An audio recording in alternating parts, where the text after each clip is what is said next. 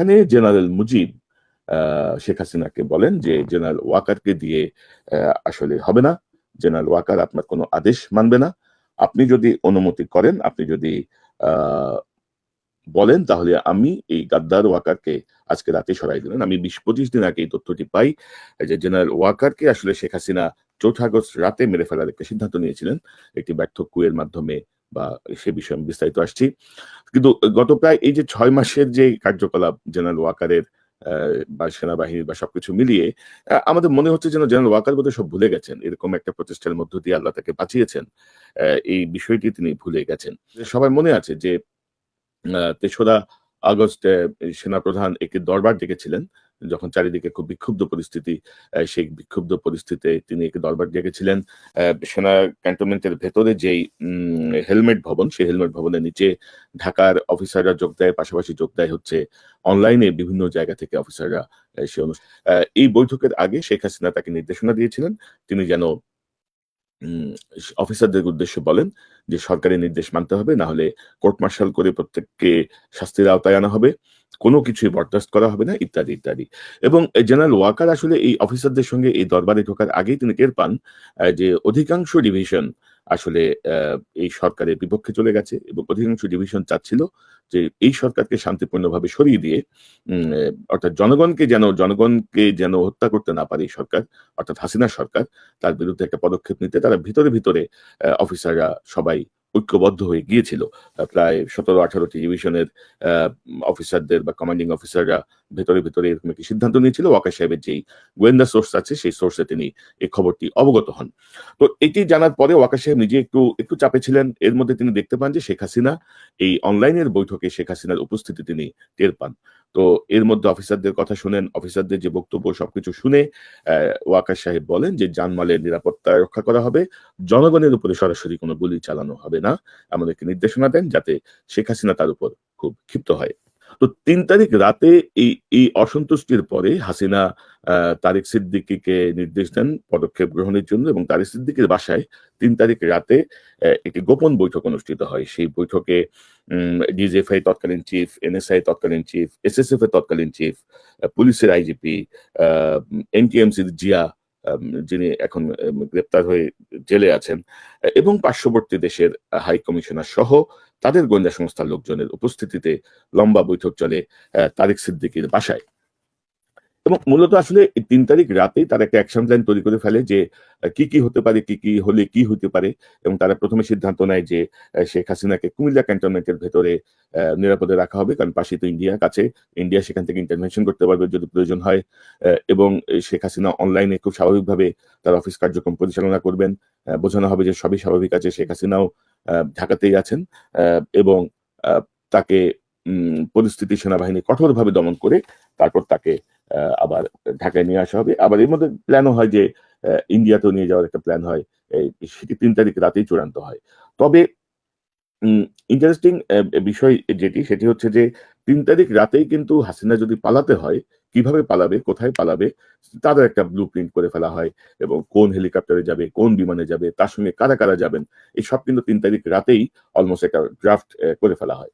তো সেই এইসব প্ল্যান করার পরে আহ, ঠিক হয়, কিন্তু পদত্যাগের কোনো প্ল্যান ছিল না। প্ল্যান ছিল হাসিনাকে ইন্ডিয়াতে পাঠিয়ে দিয়ে একটা মার্শাল ল জারি করা হবে, এবং মার্শাল ল জারি করে তারপর পরিস্থিতি স্বাভাবিক হলে তাকে আবার ফিরিয়ে আনা হবে। তো ওই দিন সন্ধ্যায় শেখ হাসিনার 4 তারিখে সে সন্ধ্যায় শেখ হাসিনার গণভবনে একটা বৈঠক ডাকা হয় সবাইকে মিলে, এবং 3 তারিখের এই ঘটনা প্রবাহের পরে 4 তারিখে সারাদিনের কার্যক্রম পর্যবেক্ষণ করে 4 তারিখ সন্ধ্যায় শেখ হাসিনার গণভবনে একটি বৈঠক ডাকা হয়। সেই বৈঠকে যাওয়ার আগে ওই অগাস্টের ওই সময়টা, অর্থাৎ 2-3 তারিখ থেকে কিন্তু সবাই আর্মি হেডকোয়ার্টারের অপারেশন রুমে কিন্তু সবাই অবস্থান করছিলেন। যত ঊর্ধ্বতন জেনারেল, যত রকমের বড় কর্মকর্তা আছেন, সবাই সেখানে অবস্থান করছিলেন। এবং এই আর্মি হেডকোয়ার্টারের এই যে অপারেশন রুম, সেখান থেকে গণভবনে যাওয়ার আগ পর্যন্ত সেখানে বেশ তর্কাতর্কি হয়, উত্তপ্ত বাক্য বিনিময় হয়। তৎকালীন ডিজিএফ এর প্রধান জেনারেল হামিদ এবং এনটিএমসির জেনারেল জিয়া, এই দুজনের মধ্যে কথা কাটাকাটি হয় বেশ। জিয়া দাবি করে যে 15 লক্ষ সন্ত্রাসী ঢাকায় ঢুকেছে, এর মধ্যে বিএনপি জামাত তাদের সব সন্ত্রাসী নিয়ে আসছে পুরো বাংলাদেশ থেকে। বা ডিজিএফআই তার সঙ্গে ডিফার করে, ডিজিএফআই বলে যে না, 3,80,000-এর মতো নতুন সিম ঢুকেছে, মানে এই সিমগুলো এর আগে শুক্র শনিবারে বের হয়ে গিয়েছিল, তারা আবার ঢুকেছে। এবং ডিজিএফআই চিফ তৎকালীন যিনি ছিলেন জেনারেল হামিদ, তিনি গুলি চালানোর বিপক্ষে ছিলেন, তিনি কিলিং এর বিপক্ষে ছিলেন, বাট জিয়ার পক্ষে ছিল এই কিলিং এর। এবং এক পর্যায়ে জিয়া জেনারেল হামিদকে গালাগালিও করেন এবং তাকে রাজাকার বলেন। বাট এই পর্যায়ে জেনারেল হামিদ সহ সেখানে অনেকেই ছিলেন, তারা জেনারেল ওয়াকারকে বলেন যে স্যার, যদি হয়, যদি আপনারা যদি স্টুডেন্টদের উপর যদি গুলি চালান আজ এর পরেও, তাহলে কিন্তু সেনাবাহিনীর ভেতরের থেকে আপনি কু ঠেকাতে পারবেন না। এবং সার্বিক পরিস্থিতিতে জেনারেল ওয়াকার বুঝতে পারেন যে তিনি তার কমান্ড হারাচ্ছেন, অর্থাৎ এভাবে যদি চলে, তিনি যদি হাসিনার নির্দেশ মতো চলেন, তাহলে তিনি সেনাবাহিনীতে তার কমান্ড হারাবেন। তো এরপরে সবাই গণভবনে যান শেখ হাসিনার সাথে বৈঠকে, এবং শেখ হাসিনা খুব কড়াকড়ি ভাবে বলেন যে যা আদেশ হবে তাই মানতে হবে, কোনো রকমের কোনো ব্যত্যয় সহ্য করা হবে না, যারা আদেশ মানবে না, যারা কোনো রকমের শৈথিল্য প্রদর্শন করবে, তাদের প্রত্যেককে কোর্ট মার্শাল করা হবে।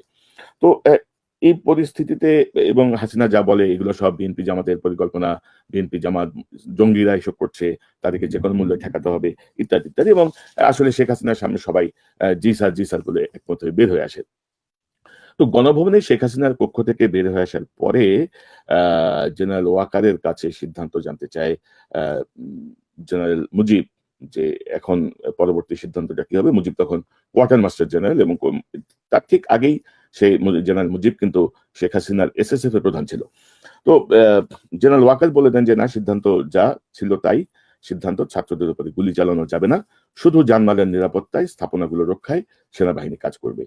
তো এরপরে অ্যাকচুয়ালি জেনারেল ওয়াকার সেখান থেকে বের হয়ে চলে যান আর্মি হেডকোয়ার্টারের দিকে, অপারেশন রুমের দিকে। সেখানে আরেকটি মিটিং হওয়ার কথা ছিল, কিন্তু গণভবনে জেনারেল মুজিব, তৎকালীন কোয়ার্টার মাস্টার জেনারেল জোবায়ের, তিনি ডিজি এনএসআই, এসএসএফ এর DG Nazmul, director military intelligence সহ 4-5 জন সেখানে অবস্থান করেন, এবং তারা আবার শেখ হাসিনার সঙ্গে দেখা করতে ভেতরে ঢোকেন, অর্থাৎ শেখ হাসিনার কক্ষে ঢোকেন।